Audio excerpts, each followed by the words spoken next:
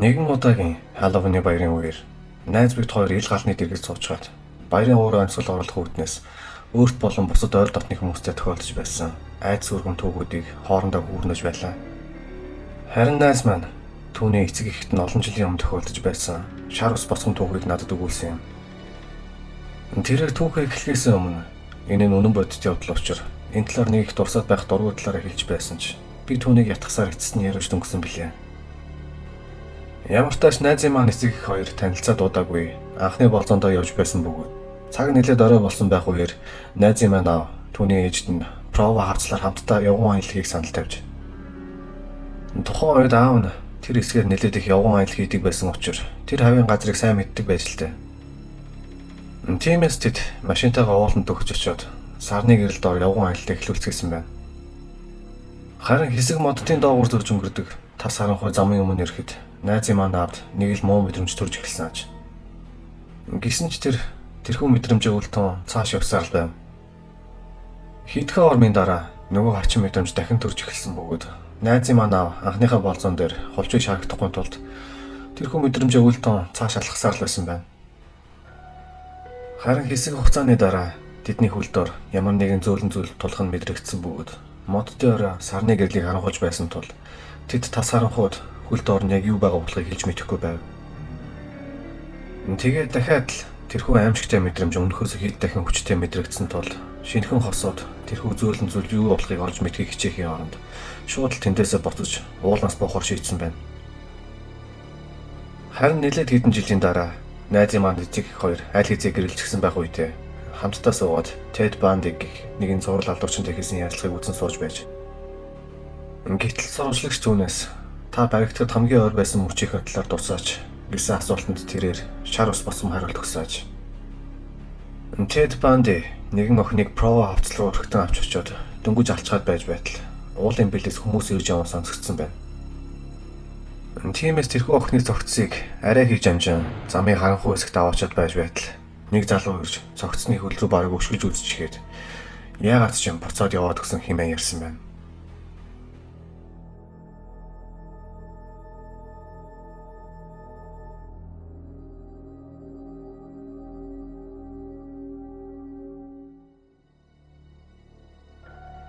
Та бүхэнтэй хуваалцах гэж буй энэ үйл явдал найзад маань тохиолдсон юм. Тэр надад үүнийг жил орчмын өмнө ярьж өгч байсан билээ. Харин би түүний жинхэнэ нэрийг дүрэлгүй энэхүү түүхэндээ түүнийг Минжи хэмээн нэрлэе. Минжи дөнгөж 20 гарч яваа англи хэлний багшаар Өмнөд Солонгос улсад ажилладаг эмэгтэй.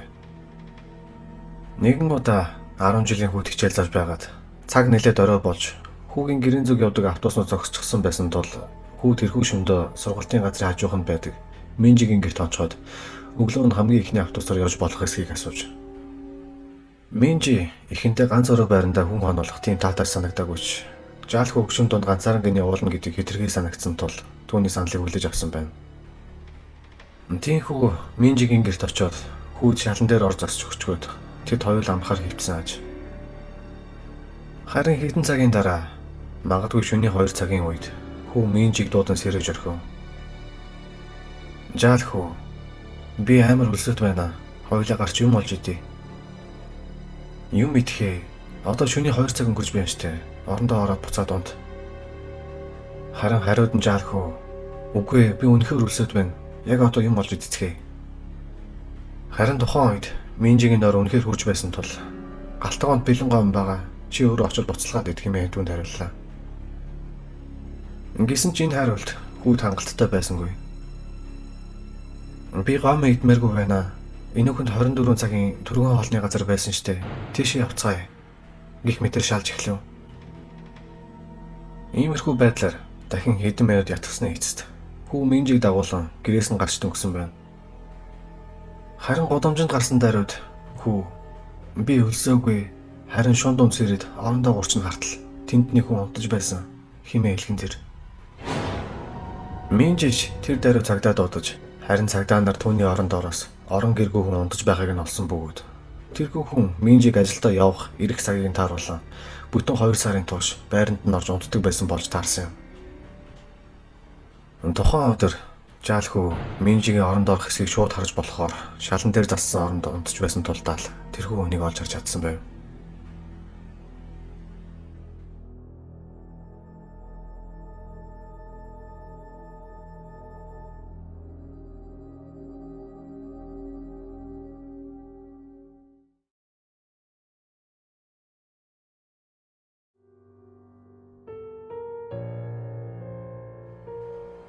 Дараах өгүүлэх түүхийг эмэгтэй хүний зүгээс хүрүүлсэн болно. Би 22 настайд Нью-Йорк хотод ажиллахаар болоод байлаа. Харин тухайн үед Нью-Жерсид амьдардаг байсан надад өдөр болгон тийш явах боломж байгаагүй тул нүг шаардлага яахаггүй гарч иж билээ.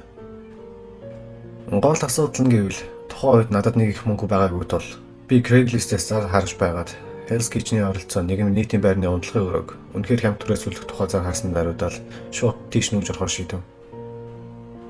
Маргааш нь би Нью-Йорк орж тэрхүү байрыг үзэхэр хөдөлсөн бөгөөд байрны эзэн ч надад тэрхүү суулгараг үзүүллээ. Тэрхүү байрны эзэн нь нэлээд бүрэг талтай хүн мэт санагдаж байсан ч надад тэр нэг хамаа байсангүй. Тэрээр нөгөө талын өрөөнд намайг өрөөний хамтрагчтай болохыг маань хэлээд түүнийг Брэд гэх мөн нэлээд дууц өдөр нэгэн болох талаар ч дурдв. Байрны эзэн Брэдийн хаалгыг тогшиж шинэ өрөөний хамтрагчтайгаа гарч иж мэдлгүй хэмээн асуусан ч тэр хариулсангүй. Байрны эзэн магадгүй түүнийг унтаж байгаа байх юмээгээд бид том өрөөнд очиж яриагаа өргөжлүүлчихсэн бөгөөд би түүнд өрөө хүслэх хүсэлтэй байгаа гэдгээс дуулгалаа. Тэгээд бичиг баримтууд дээр гарын өсгүүдэд зорцгааж маргааш нь ч байрны эзэн над руу залгаж нүүж ороход ямар ч асуудалгүй болсныг дуулгахын тэр. Тиймээс би дараагийн 7 хоног тэрхүү байр руу нүүн орлоо. Бяцхан өрөөнд өөрийн энэ тогслоо зэн оруулахад аа маань ирж надад тусалсан бөгөөд нэлээд удаан хугацааны турш үргэлжилсэн тэрхүү нүүдэл судлалын турш Брэд гэх өрөөний хамтрагч маань нэг ч удаа болов гарч ирж мэдчихлгүй байгаа нь надад хачин санагдаж байлаа.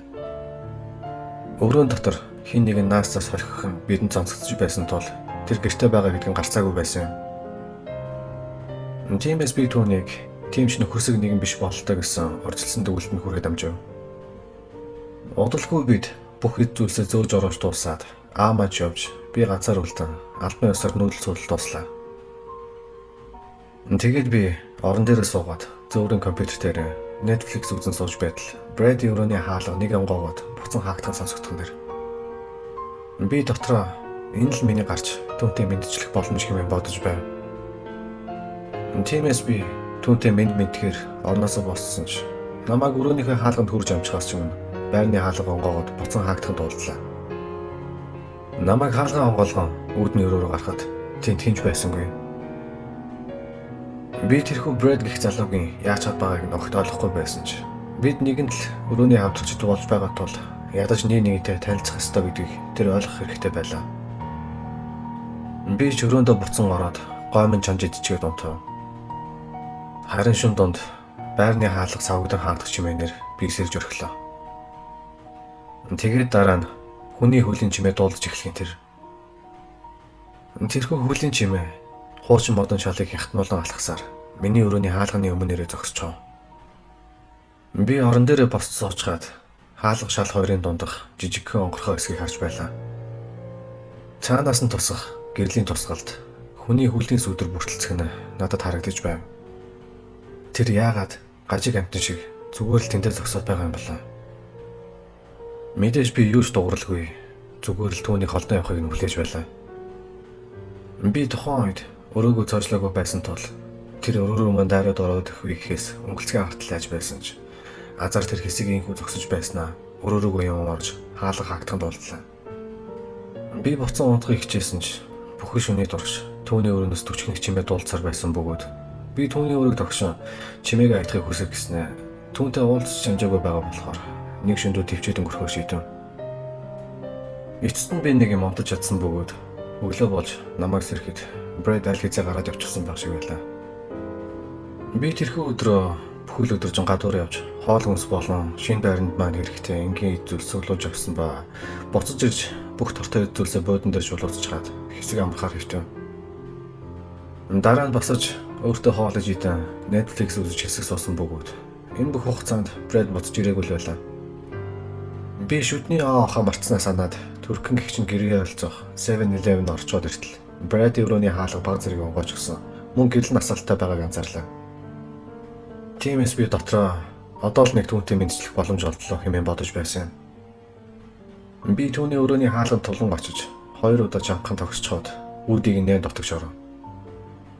Харин дотогш ороод харсан зүйл маань намайг үнэхээр зочиртуулж орхисон юм.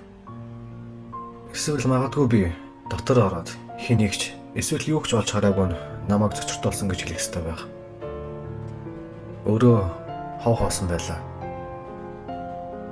Өрөөний мухард байх хуучин модон сандлыг стооцвол тавилга, ий тогшил гэх нэг ч зүйл байсангүй. Энэхүү огт төсөөлөөгүй зураглал тэр дорол намайг айц тавтуулж хамаг биеийг мань салгалуулж орхилоо. Би тэрхүү өрөөний гэрлийг унтрааж хаалгыг нь хааж байх зураа энэхүү Брэд гэх итгээд нүүн гарч байгаа юм болооч гэж бодож амжив. Би өрөөндөө орж хаалгаад өвччихэд орон дээрээ суусан дараа гинэт толгой маань маш ихээр өвдөж эхэлсэн бөгөөд би уцаа гаргаж байрны эснээс юу гэж новшин болоод байгааг лавлахаар залгаж эхлэв. Түүний дугаарыг хийн залгачхаад уцаа чихэндээ барин дуудлагт маань хариулахыг хүлээж байтал хин нэгний гар утасны дуу ханы шүүгээс маань чанга хчин дуугч эхлэх нь тэр. Аль хизээ түргэн цохлоод эхэлчихсэн байсан зүрх маань энэ удаа золтой зогсчихсонгүй. Тэрхүү гар утасны дуудлага 2 удаа дуурайд дараа нь чимээгүй болж өрхлөө. Би орноосоо болсон шүүгээр төгсөчөөд хаалгыг нэгэснэ. Утас 2 удаа дуурайд чимээгүй болж дуудлагыг талснаас нь харахад хин нэгэн яг одоо уцаа барьж сууж байгаа юм байна гэдгийг ухаарав.